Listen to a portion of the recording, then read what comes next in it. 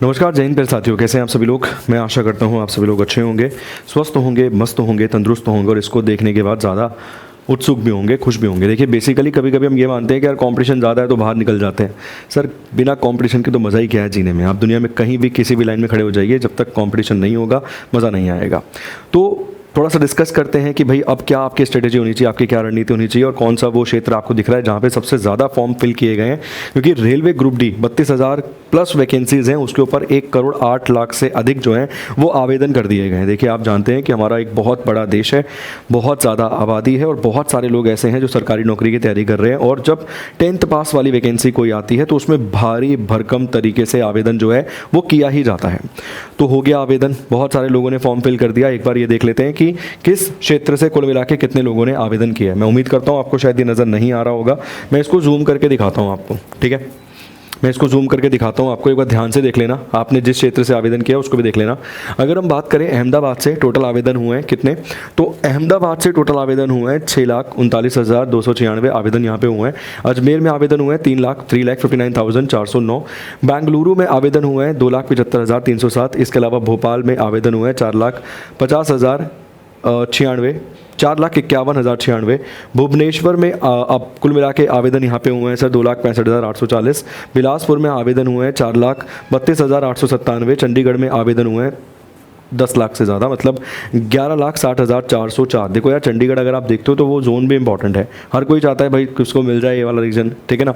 तो यहाँ पे फॉर्म ज़्यादा भरे ही जाते हैं सर, वैकेंसी कम होंगी तब भी फॉर्म ज़्यादा यहाँ पे भरे ही जाते हैं, ये चीज़ ध्यान दीजिए।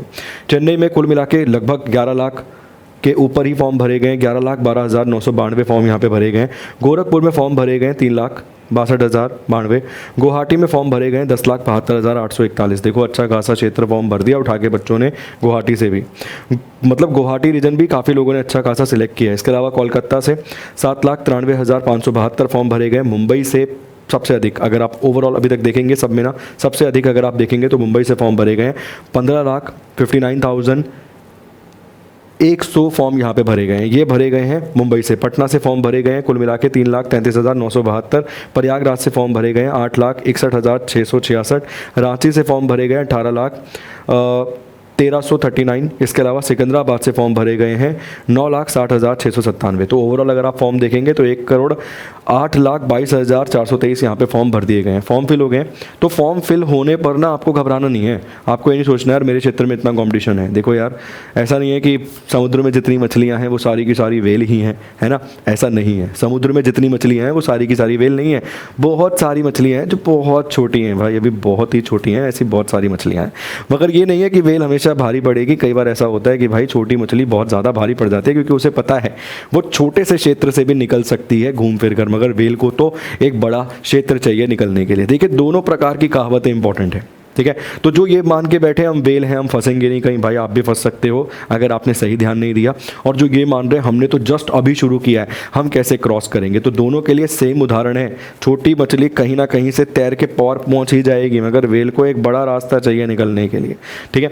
तो यहाँ अब आपकी स्ट्रेटेजी क्या होनी चाहिए, मेरे हिसाब से तो देखो कोई खासा बदलाव आपको नहीं करना चाहिए। जिस स्ट्रेटेजी पर आप काम कर रहे हैं, जिस रणनीति पर आप काम कर रहे हैं, उस रणनीति को ही आपको फॉलो करना चाहिए, ठीक है। बस मान लीजिए अगर पहले आप 6 घंटे पढ़ रहे थे तो एटलीस्ट 2 घंटा बढ़ा दीजिए, 8 घंटे पढ़िए, क्योंकि आपको ये पता चल गया है कि और भी आपके जैसे कई सारे करोड़ों लोग हैं जो पढ़ रहे हैं इस एग्जामिनेशन के लिए, ठीक है। और यदि आप मान लीजिए पहले 8 घंटा पढ़ रहे थे तो 1 घंटे का इंक्रीज ज़रूर कीजिए, जितना भी आप पढ़ रहे थे उससे 1 घंटा ज़्यादा कीजिए, ठीक है। इसके अलावा डेली बेसिस पर एक प्रैक्टिस मॉक ज़रूर सॉल्व कीजिए। अगर आप प्रैक्टिस पेपर नहीं देंगे आपको कभी पता नहीं चलेगा कि आप आगे बढ़ रहे हैं या पीछे जा रहे हैं, ठीक है ना, ये चीज़ भी थोड़ा सा दिमाग में सेट कीजिए। अगर आप प्रैक्टिस पेपर नहीं देंगे आपको ये कभी अंदाज़ा होगा ही नहीं कि आप आगे जा रहे हैं या पीछे जा रहे हैं। जब आप प्रैक्टिस पेपर देते हैं तो आपको एक क्लैरिटी मिलती है कि ठीक है यार कल 50 बने थे, आज 51 बने हैं, कल 55 बने हैं, परसों 60 बन रहे हैं, ऐसे करके एक आइडिया होता है।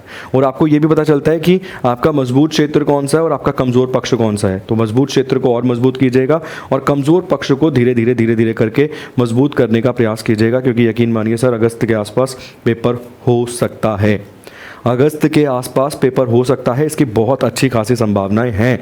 अप्रैल खत्म हो गया सर, मई भी ऐसे ही खत्म हो जाएगा, जून भी हो जाएगा, जुलाई भी हो जाएगा और एग्ज़ाम की डेट भी आ जाएगी। तो प्लीज़ थोड़ा सीरियस हो जाइए, अच्छे से कवर कीजिए। कहीं कोई समस्या, किसी प्रकार का कोई डाउट आता है, हमसे कोई सहायता चाहिए, हमसे कोई स्पेशल स्ट्रेटेजी चाहिए, आपको लगता है कि हम आपके लिए कुछ एडिशनल भी शुरू कर सकते हैं। कोर्सेज हमारे एप्लीकेशन पे आपको पता है धुआंधार चल ही रहे हैं, बट अगर आपको लगता है कि कुछ एडिशनल भी स्टार्ट कर दीजिए तो प्लीज़ रिकमेंड अस, मतलब आप कीजिए कमेंट कि यार इसके लिए सर एक एक्स्ट्रा क्लास भी कवर करा दीजिए। तो हमारे पास अच्छी खासी आपको पता है टीम जो है काम कर रही है, दिन भर आपके लिए यूट्यूब चैनल पर कुछ ना कुछ हम लेकर आते ही रहते हैं, कवर कराते ही रहते हैं ताकि आपका एग्जाम क्वालिफाई हो जाए।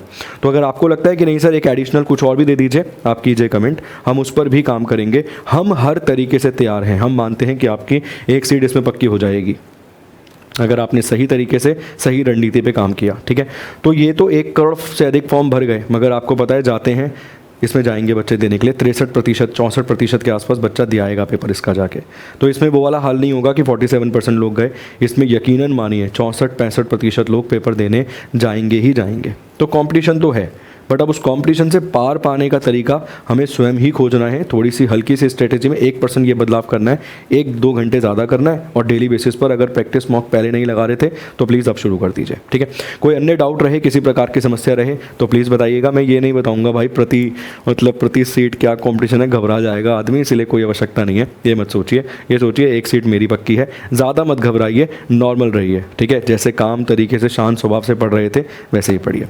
बहुत बहुत शुक्रिया आप सभी लोगों का, बहुत बहुत धन्यवाद। यदि कोई डाउट रहता है तो please share with us, doubt को कमेंट बॉक्स में डालिएगा ताकि हम उससे संबंधित आपका समाधान भी खोज सकें, और अगर हमारे पास होगा तो सीधा समाधान आपको दे देंगे उसका। Thank you so much, God bless you.